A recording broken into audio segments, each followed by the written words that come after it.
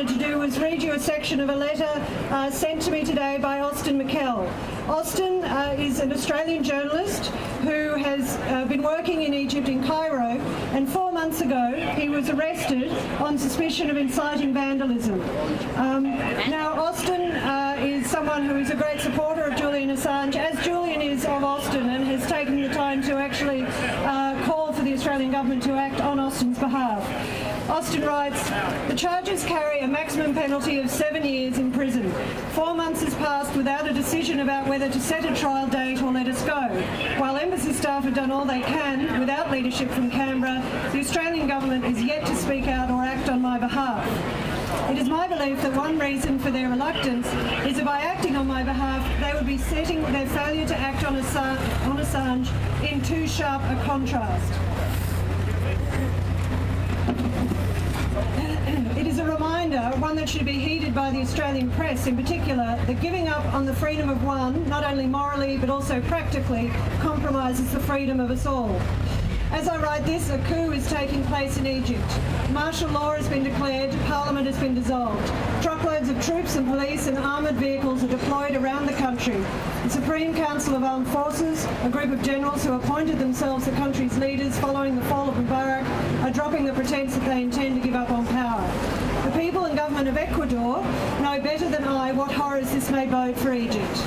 No one needs to tell them what terrible crimes the American empire is willing to commit. It is these crimes, this empire in all its violent, dirty detail, that Assange has exposed so extensively. In doing so, he has shown great courage, and those he has embarrassed wish him a terrible retribution." That's Austin's letter. I'd like now to call on David Shoebridge, if he's here. David? It has been quite busy up at the New South Wales Parliament today. It's been wonderful drama. Yes. Okay, so in that case, I'd like to call on Alice Beecham, who will read a statement from broadcaster and journalist Phillip Adams. Alice? I think I might need the help of my bus. Because I was hoping David Shoebridge was hiding something. No. He'll be here. You don't have to do anything else.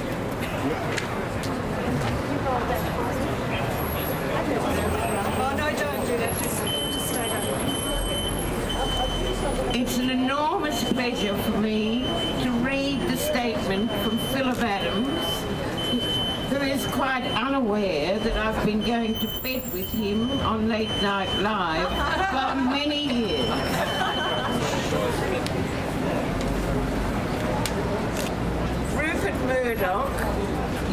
Rupert Murdoch used to be Australia's most famous, that is notorious, media identity on the international stage. A little while ago, he was pushed off the pedestal by Julian Assange, with News Limited eclipsed by Wikileaks. We're dealing with two very different success stories and degrees of notoriety.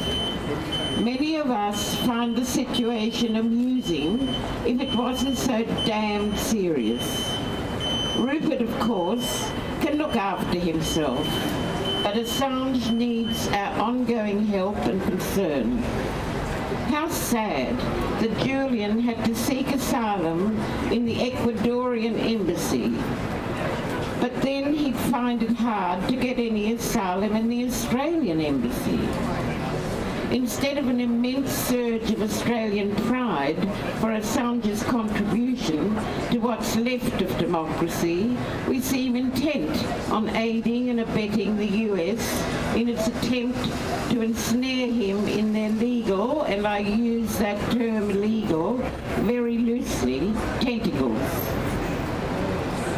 I first became aware of Julian's genius for creative subterfuge on Late Night Live many years ago when he was a most ingenious hacker.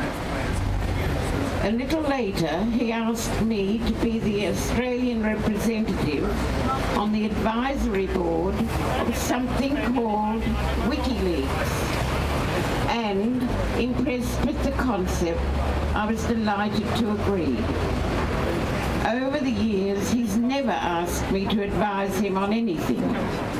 But let me advise him now, or at least repeat what I've said to him and about him on a number of recent programs.